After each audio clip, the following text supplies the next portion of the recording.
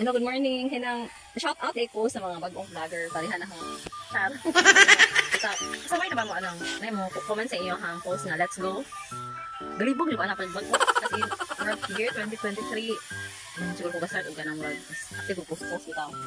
Piling ng vlogger ba? Galibog siya ano, kasi pasabot ka ng let's go. So, ako po, awat ako comment o let's go. Pero ang mga kana, asa tamad ko kami, let's go. Mga libog. Nga, lain na po lain akong na-experience aside sa let's go, na may mo comment or mo post, na pitig post syempre atong mga kuan pod, magkupon nga vlogger kuno hay. Mo comment ay mo post o kuan or mo comment og payakap. Pag ako pod, pag kinunhan, galibog jud unsa man ang payakap ha? Payakap. Dili ba kataan ni ma kuan sa atong bana o pares og may bawaan nga nahiyo na tong payakap, gabi ko sige payakap. Ang pasabot ti ana, mo engage ka sa kuan sa post for example. Kani siya, ang comment sa imong post niya dayon, kinahanglan pud nga mo comment po sa imong post, mo like or react nga na mo na siya ang payakap or pahag. Kinahanglan nagdibog jud ano si payakap nga, galagyo man ta, post naman di ba? So mo dito siya pasabot. Yung sunod ka na akong follow to follow. Ano naman ang follow to follow? Pero ang pangutana ka dili man follow kun hay ka, ilig mo ka follow na ka di man pugay follow back. Wala gihapon, taguon di ba?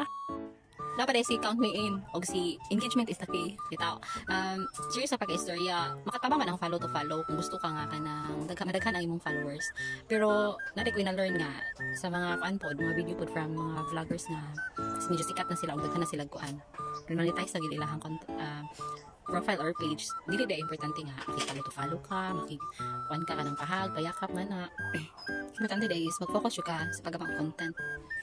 Dali, ang atong content, mag-focus sa paggawa ang content, kami nag-engaging nga content, huwag daghang ganahan mo tanaw. So, bali mo man tayo itong puhunan or key, itong be monetized or para ma-monetize ng atong account.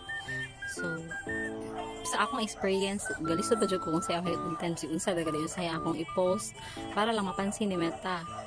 So, sa pagkakaroon na, dyan ko daghang ako restriction, daghang kamagian nga. Wala pa ka na ubang tools, mga ads on reels, mga bonus, wala pa ka na ako is ads, in-stream ads lang, katong mga long form videos. Pero, kaya lagay na to. Naisay kapoy, maglibog ka sa may content.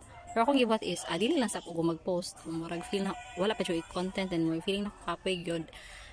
Then, usay, ganahanap po nga mag-wag content, so mag-post na po ko. Bahalag, wala ka dyan reaction, wala ka dyan views. As long as na-enjoy ko sa akong gibuhat, wala na importante. Pero basin di iPhone po kon madag ka na viewers, wala dyan na importante, malingaw ta. So basin di iPhone po kon kaluyan.